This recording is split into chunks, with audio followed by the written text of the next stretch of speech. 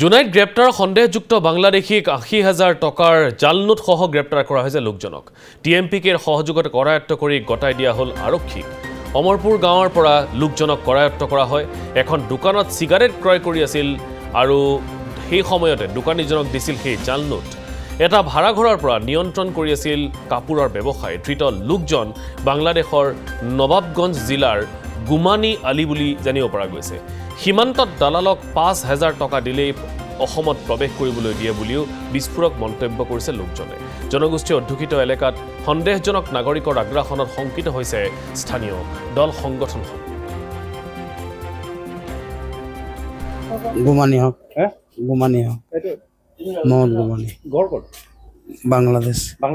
বাংলাদেশৰ পৰা কেনেকৈ আহিছে এমনি বাবু দেই পাস মই কৈ যাওক কওকচোন ভালকৈ কওকচোন কেনেকৈ আহিলে বাংলাদেশত সুজৰে আপুনি কৈ যাওকচোন কেনেকৈ আহিলে বাংলাদেশত চৰাই ভাবে আহিছে হা কোনে পাৰ কৰি দিছিল আপুনি দালালে দালালে কিমান টকা দিছিল আপুনি মই ৩,০০০ লৈছিলে কেতিয়া আহিলে আপুনি এক মাহ হ'ল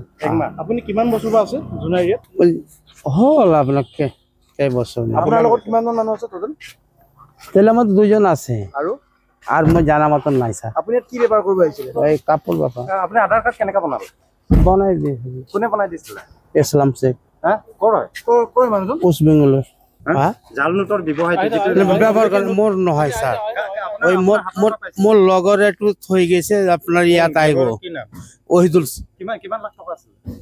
কিমান আছে সি ক'ব নোৱাৰো ছাৰ কেনেকৈ আপোনাৰ পৰা উদ্ধাৰ কৰিছে আপুনি একেটা ৰং ছাৰ ই ঘৰত গৈছে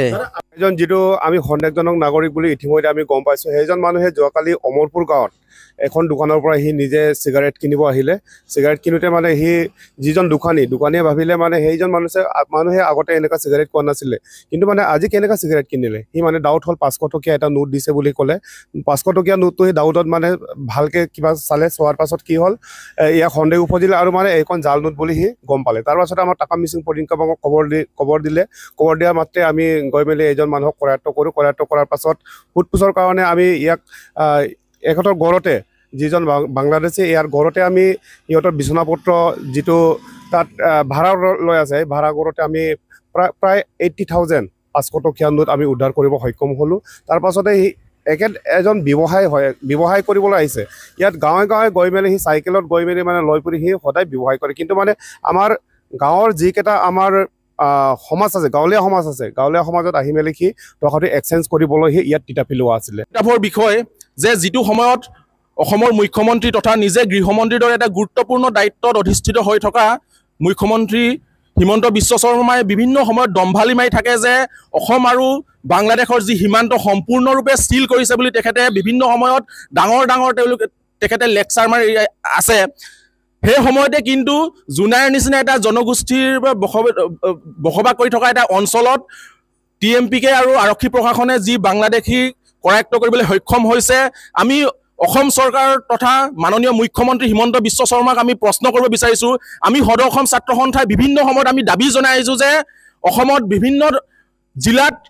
অবৈধ বাংলাদেশে বিচৰণ কৰি আছে বুলি আমি সদৌ অসম ছাত্ৰ সন্থাই দাবী জনাই আহিছোঁ আৰু আমি